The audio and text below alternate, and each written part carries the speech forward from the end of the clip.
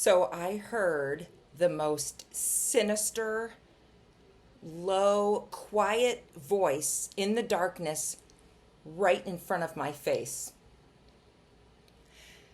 Hi, everybody. I'm Dr. Andrea O'Connor, and welcome to my real life medical and spooky stories. And if you stay to the end of this video, I will tell you a little bit about who I am, what kind of doctor I am, where do I work, a little bit about me, and but back to the story. Let's get right to the point, right?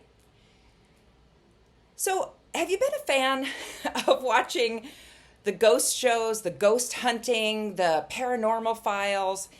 After a long day of work, and especially I think there was one show I really liked for a while there, the Dead Files.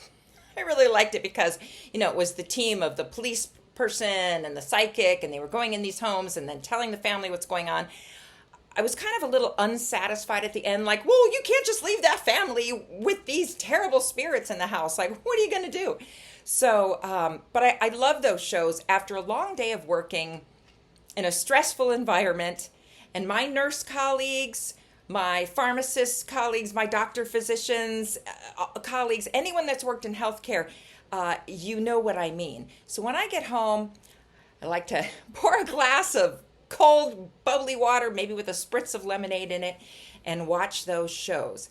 Sometimes when I have too much time on my hands, and I'm getting to the point here, sometimes when there's too much time on my hands, I'll watch a lot of those shows. Sometimes I'll binge them until midnight and then go to bed. And you know the old saying, when you look into the abyss looks into you. And one night, after binge watching lots of ghost shows and ghost hunting shows and paranormal things and whatnot, it had to be 4 a.m. I don't know exactly what time it is. I'm lying on my side with my face, towards where one of my children would normally walk around the bed and wake me up in the middle of the night for whatever reason, or really, really early in the morning. If you have kids, you know what I mean. They get right in your face. And so I'm laying there. My husband's on the other side, so I'm not facing him. And right in front of my face, I hear,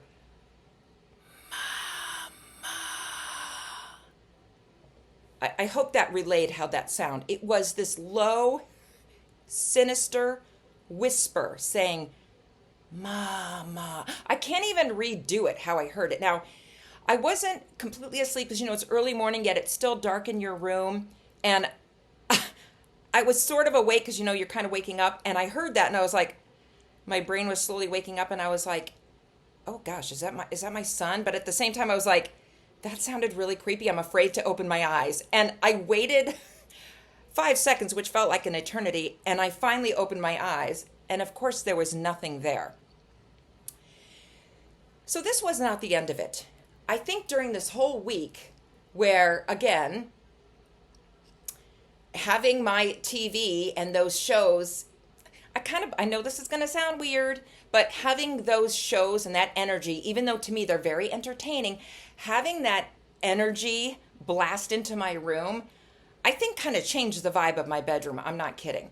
And so in a subsequent night, we've had dogs that have passed away, we've had cats that have passed away. And you know that feeling of when your pet jumps on the end of your bed?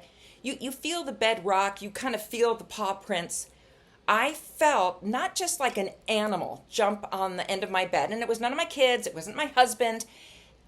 I just kind of when you're half awake, half asleep, and you feel your pet jump on your bed. Yet it was like they weren't done. They just didn't jump and settle. It was jump and then like, whoopsie, the light fell off.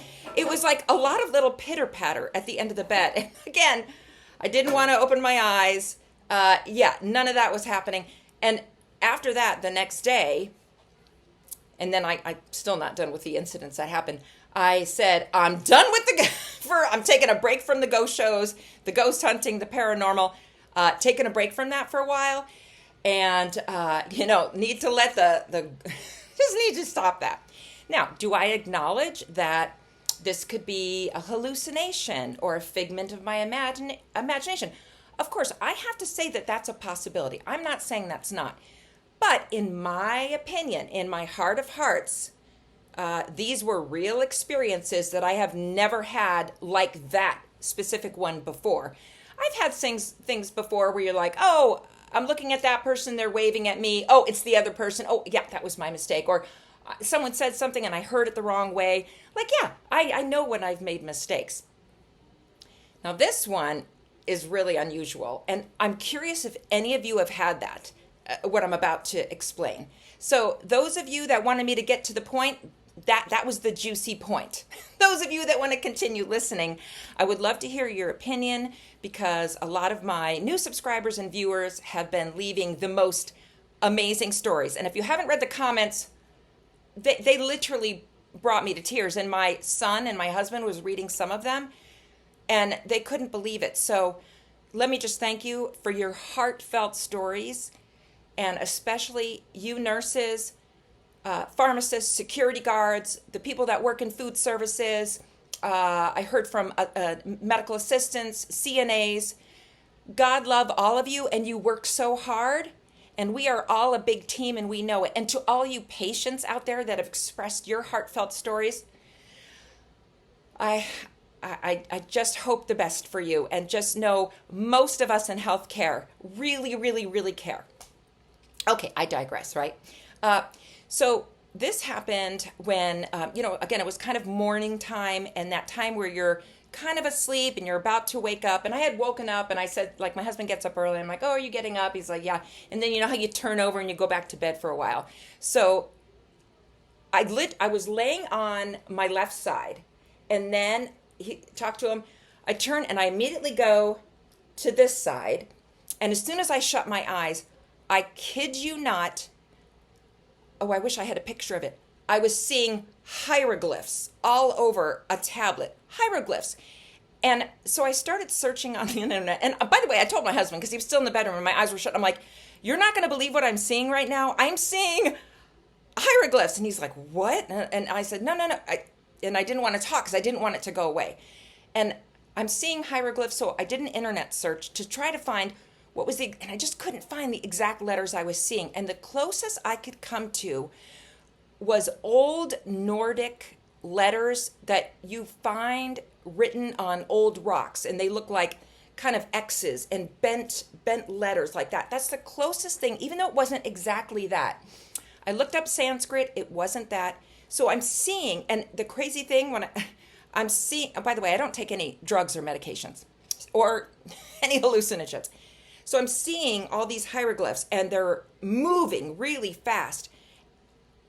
That was the weirdest thing. Nothing else but that. And on one other occasion, again, to get your opinion, or has this ever happened to you, I had closed my eyes, and when I did, it's like I saw a barcode, and it was like 00111 0011 001, and it was like 11 numbers like that. And I tried to remember the number of sequence, and I was trying to internet search it. I couldn't figure out. I did not know what this about. No, I didn't watch that movie with, when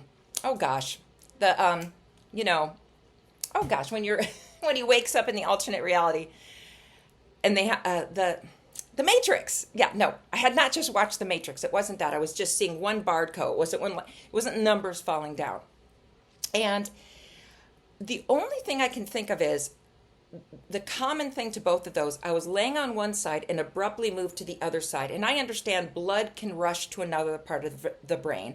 And did I stimulate, did I light up an area of the brain that sees, because you have an area of the brain that reads, that sees, that stores memory. You have all these different sections of the brain for that. Did I light up a part of the brain mixed with the hormones of sleep, and it created that? I have to acknowledge that's a possibility, and I'm still looking into why that happened. And the only reason, as a physician and a nurse, I'm trying to give an explanation to that, and the only thing I can compare it to is lucid dreaming. And if you've never had a lucid dream, you don't know what I'm talking about. Thank God there's so much information now about lucid dreaming. When I started lucid dreaming, I was in my early 20s, and the first one I had, this was before, I'm old, this was before the internet was a thing where you could look up stuff.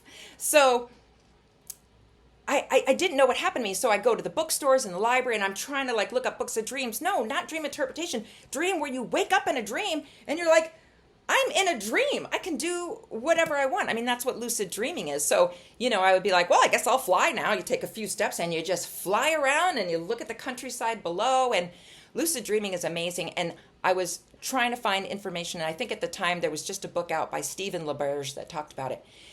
So who can explain lucid dreaming? What type of dreaming is that? There's still not an explanation for consciousness.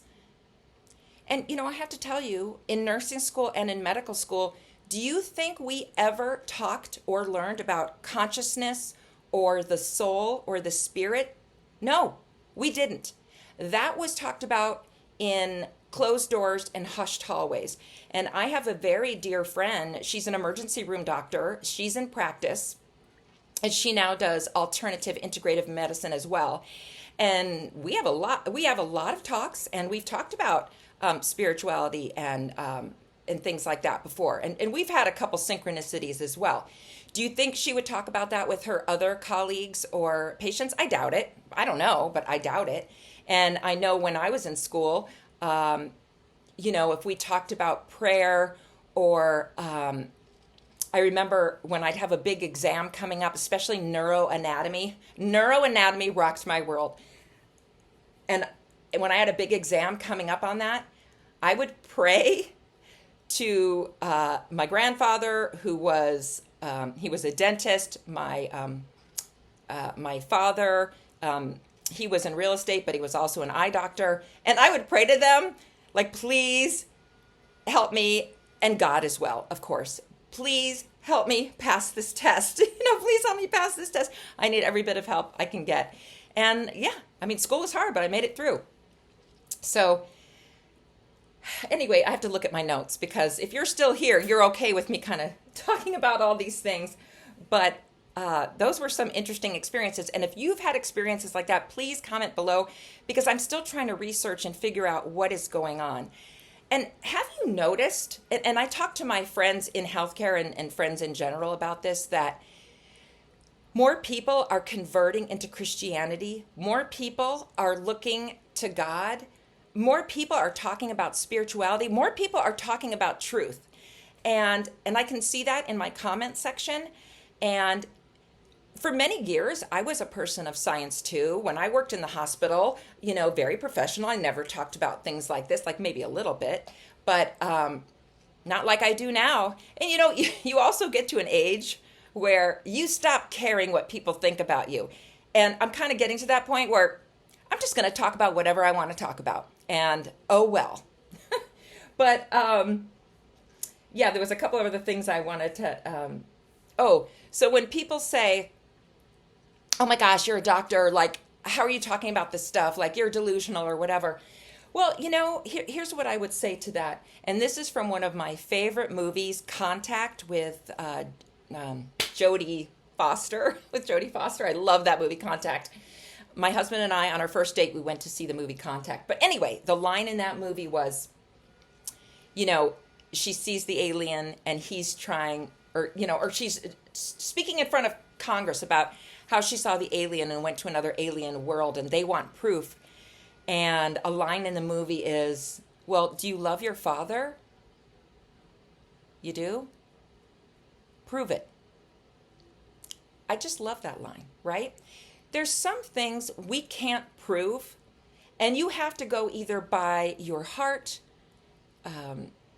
really what's your faith, or what you really believe is true. And the things I'm telling you, they are true and have really happened to me. And then I guess a couple more notes. How long is the video? Oh, the video is getting too long. I'll save this for the next one. Again, I was going to say a little bit about who I am. So yes, I have a family. I have children. I have a husband. I have hundreds and hundreds of patients. So I went to nursing school here in Arizona. I graduated a long time. Put it this way. I've been in healthcare since the 1990s, a really, really long time ago.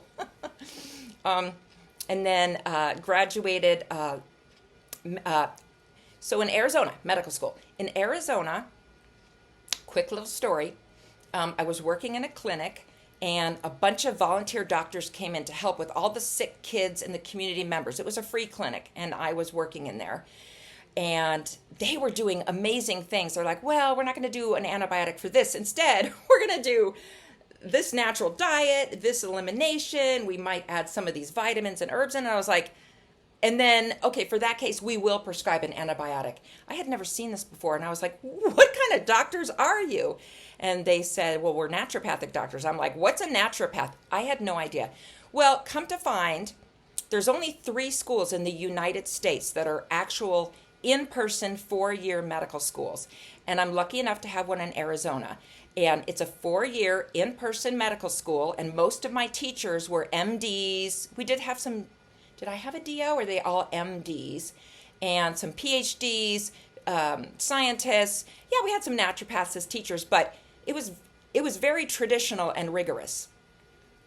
And then back then, because I graduated a long time ago, we had to find our own residencies. So I had worked under some medical doctors in an urgent care, and that's when I really honed my suturing skills and my assessment and physical skills, because you kind of do everything in the urgent care. And then after that, I'll call it my residency, because the only hospital that lets naturopathic medical doctors work in their hospital here in Arizona is Cancer Treatment Centers of America. And that's really far from my house. And I didn't really want to do that anyway. It's different. I'm primary care. So then I was working at an endocrinology office in Scottsdale. And that was very stressful because I'm a talker and I wanted to spend a lot of time talking with patients to get down to like why they're there and what their disease process was. And I remember the attending physician said, I'm going to put a timer in your room for 5 minutes. And when that bell goes off, you need to move to the next patient. And or was it 8 minutes? I don't know. I can't remember the time. And I was like, oh, I can't. This is not going to work. So long story short, I have my own practice now. And now I can spend an hour or 2 hours talking to patients, which is really great. So hopefully that clears up some things of who I am. And I'll see you on the next one.